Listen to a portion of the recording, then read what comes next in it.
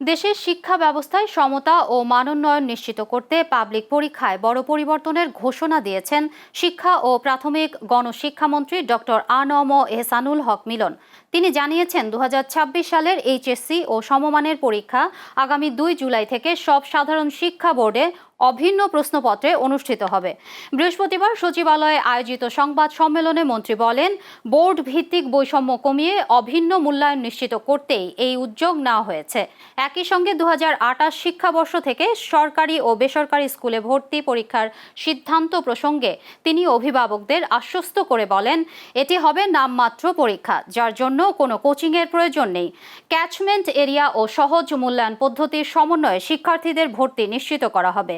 তিনি আরও জানান, শিক্ষার্থীদের সাংস্কৃতিক বিকাশের পাশাপাশি নৈতিক শিক্ষার ওপরও গুরুত্ব দেওয়া হচ্ছে।